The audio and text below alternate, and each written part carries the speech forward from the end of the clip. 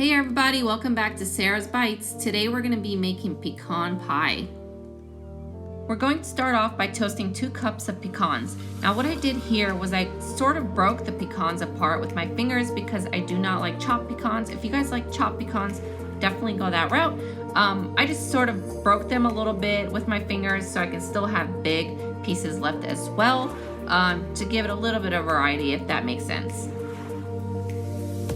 And you'll go ahead and toast these for 7 minutes on 375.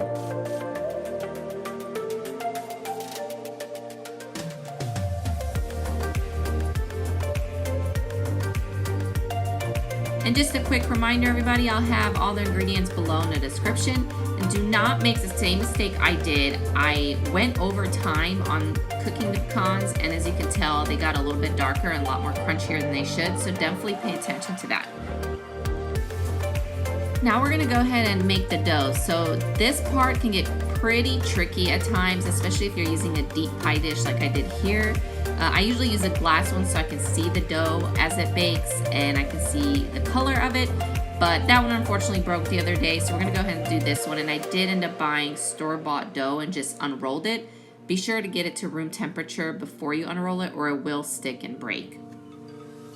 The technique I used here was I used one hand to sort of push down the dough while I used the other hand to sort of stretch it a little bit, mainly because my pie dish is so deep, so I wanted to have at least some sort of resemblance to a crust on top. But if you're using the smaller size pie dishes, it'll be much easier. Now go around and just sort of fold the dough under itself. Definitely if you guys use homemade dough or even a thicker dough than the one I bought, I promise it'll look so much better than this craziness right here, which doesn't even resemble a circle. But hey, it's gonna taste good, that's what counts, right? For the crimping part, there are tools that you guys can use to actually do that is much faster and easier. I do not have one of those, so you can just definitely use your thumb like I am in here. You're gonna push one thumb in between the other thumb and index finger just to sort of make these little indentations, and you're gonna go around the entire pie dish and do that. If you're working with homemade dough, you'll find that the crimping process is much easier because it will be a little bit thicker and easier to work with. And this one was a lot thinner since it was store-bought, so I just had a little bit of a hard time shaping everything. And if you guys do want a recipe for homemade pie dough, please let me know in the comments below and I'll definitely get one of those up for you. Next up, grab a fork and we're gonna poke some holes in the bottom of the dough. Do not skip this step because you don't want that steam to get trapped in there and cause the dough to puff up. You do want the steam to escape. Go ahead and put that crust back in the fridge while we make our filling.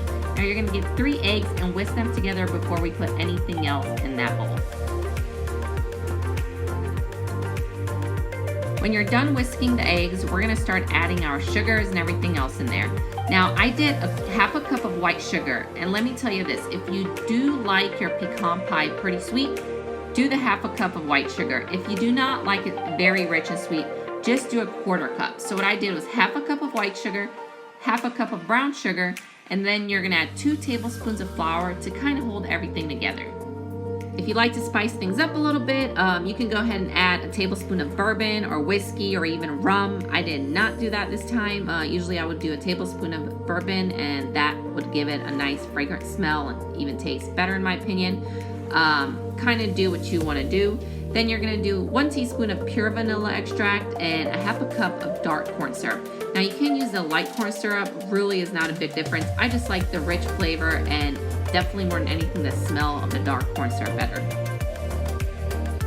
Whisk and combine everything together. You want to make sure all these ingredients are mixed and incorporated very well before you add the butter because we don't want to over whisk it with the butter. And that's actually the next ingredient we'll add. You're gonna melt half a cup of butter and you can let it sit at room temp if you like. It would be a little bit easier to melt. Go ahead and stir that in, no more than 20 seconds. You don't want to overmix it with the butter in there. And the last thing we're gonna add to this mixture is the 2 cups of toasted pecans, of course, minus all the ones you snacked on, like me. And if you like having more of the filling in your pecan pie and less pecans, do just 1.5 cups instead of 2 cups. Really up to you and really up to your preference of how you like pecan pie. Now we're gonna add the pecans to the filling just to coat them a little bit, and we're gonna go ahead and add that to the pie crust. And by putting that crust in the fridge earlier, it helped with the moisture dispersing throughout the dough.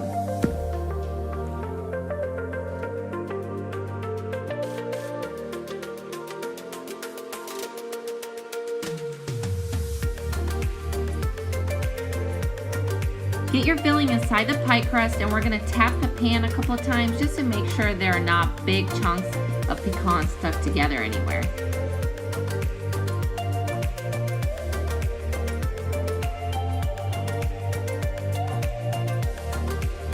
If you like your crust to be a dark golden brown, bake it for 50 minutes at 350.